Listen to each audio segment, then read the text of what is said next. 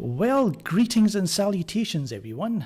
My name's Shaker, and you're watching the best damn show here on YouTube on this godforsaken platform. And today, on the Collision Talk podcast, we have our special guest, Mr. David Williams of DC Comics, right? And Warner Brothers as well. Is that right? You're currently at Warner Brothers? No, I haven't been at Warner Brothers for a little while.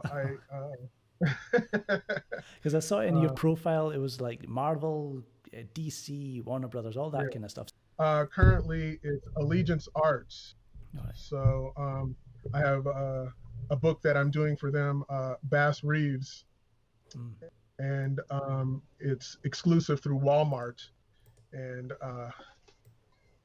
you could pick these up or order them online. They could ship them to you, and that's what I'm currently working on. But I've worked for DC and Marvel and Image and IDW and Archie and countless other comic book companies for years through a freelance capacity. But currently my big thing is Bass Reeves. All right. So you and I worked for Warner Brothers Consumer Products and in Warner Brothers Animation for the longer duration of my career. No, right. So you messaged me last year. You were like, oh, you're a fan of the channel and everything, and I was like, all right, cool.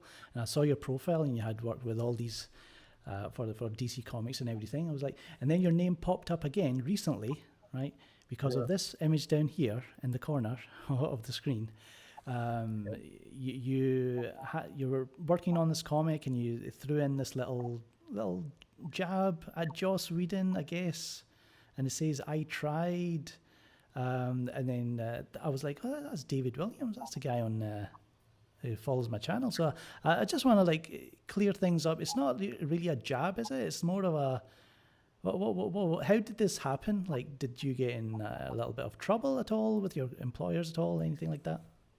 I have no idea what you're talking about.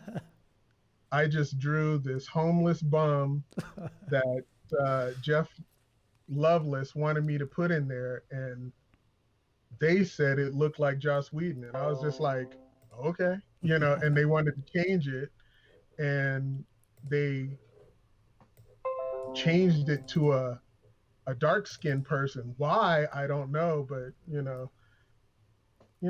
it is what it is. But I have no idea what you're talking about. Oh yeah, okay. My mistake. That's okay. My mistake. But I have a few questions from a few of my viewers. I managed to ask them, what would you like to discuss with David? So we have a few things. So Brian Kuhn, he's asking, who has inspired you? So this could be like comics, this could be musicians, filmmakers. Who inspired you to get into this business? Oh, to get into the business? Actually, it was just cartoons and watching the old Popeye cartoons when I was a kid. There's this television channel out here that was hosted by this guy named Tom Hatton, and kids would send him in a scribble on a piece of paper, and he would turn that scribble into a drawing like Popeye or the Fleischer Superman.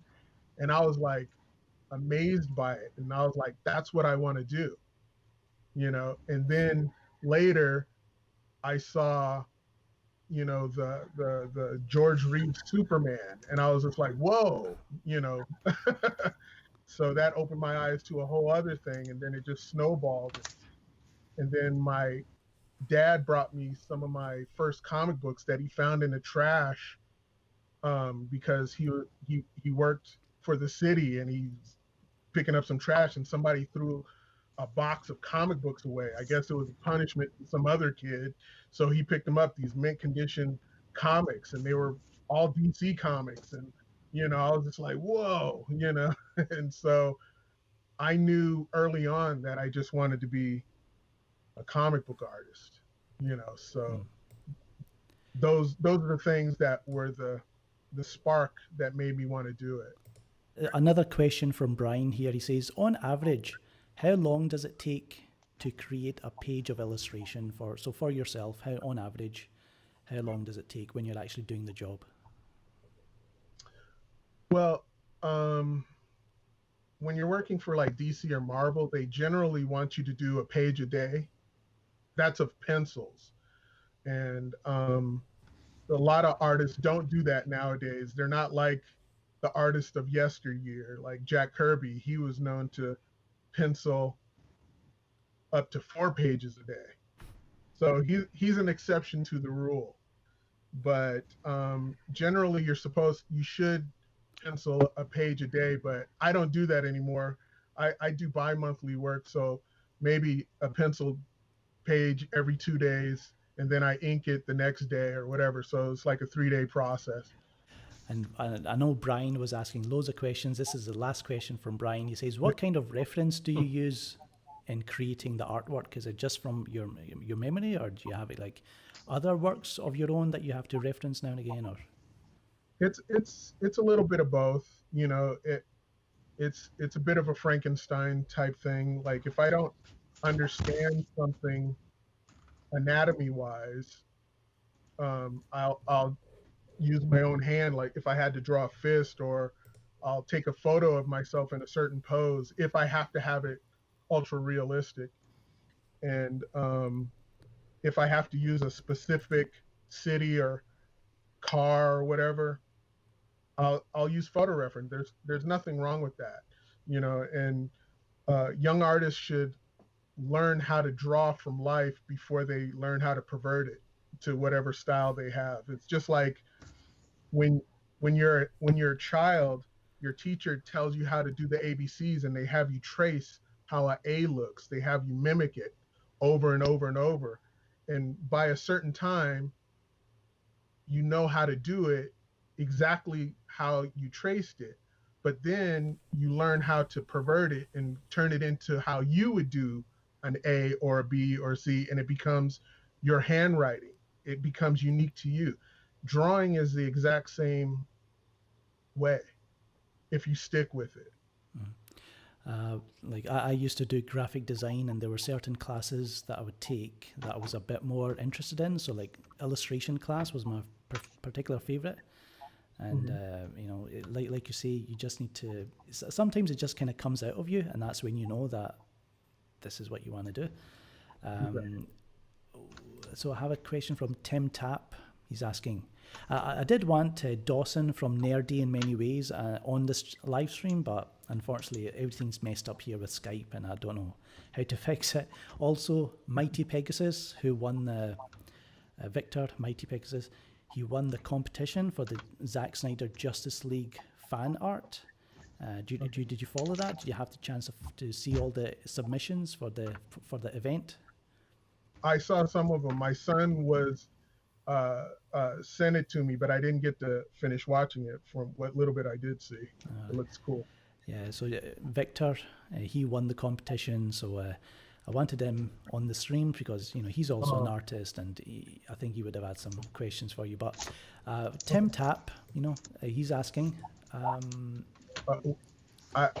We could do this again, you know, if you have more questions, and maybe we could do a competition on your show that could get some original art from me.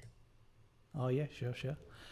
Tim was asking, for new artists, specifically artists who are also writers, trying to get in at DC, what's a good way to get their attention, making a professional level looking online fan comic with said DC characters?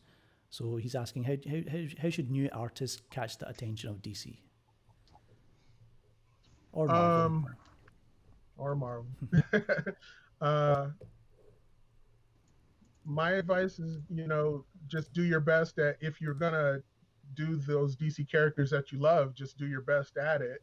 And sure, do some sample pages online and put them online or whatever. But my advice, honestly, to any new artist or creator is create your own IP, you know, and work it until you get noticed by DC and Marvel. And uh, it's just like I use Michael Allred, who created Madman, for example. He worked that book so long and so hard to where DC came to him and said, "Hey, do you want to do our characters?" And he said, "Yeah, only if I could cross over my character with your character." So not only did he get to do his favorite characters at DC, he did it with his own character that he put his love and passion into, and it also gave more validity to his own character to where he could go off and make cartoons, movies, video games, or whatever, you know. And I think that should be the example for all new creators. You don't have to always try to push that train that's already going. It's fun to dibble and dabble in it, but don't make that your life goal. Hamad Al Mansouri, he's asking, in your point of view, how faithful is Zack Snyder's DCEU to the comics? So I guess, Man of Steel and BVS. I'm not sure if you're a fan of those films, but how do you feel about, Zack's DCEU in relation to the comics? Or is it even fair to ask that? I mean, does it really matter? Of course. Well, I think it matters if that's what you're going in for. All of these movies have an interpretation, and all of these movies have a point of view, especially Batman and or Superman. Everybody has their own version in their head, and they're all valid, just as much as I'll say Joel Schumacher's Batman was a valid Batman, because there was a time when Batman was silly and goofy and the storylines were vapid and and all that kind of, you know what I'm saying? Yeah. So Zack Snyder's Superman, whether people want to believe it or not, is actually more accurate than the Chris Reeves Superman. Now, I know I'm going to get a lot of backlash because of that, but people are thinking aesthetically. I'm not talking about aesthetics. Chris Reeves is the comic book aesthetic, but it wasn't accurate to what comic books were saying. Zack Snyder heard all the crying and lamentations of the fans over the years and said, "Oh, you want Superman and Batman to be taken serious, and you want it to be real? Okay, here it is. Oh, now you're crying about it that I gave it to you." So he actually leaned into the comics more than most other movies. So I give him a lot of kudos for having the guts to do that, because his Superman was the Superman from the comic strips and the newspaper strips, and he was evolving it towards the Superman that everybody iconographically knows, but there's a lot of impatient people who weren't ready for that. But in the same breath, they'll say, "Oh, we shouldn't have got a Justice League yet. We needed 10 movies before we got to that." And I was just like, can you people make up your mind?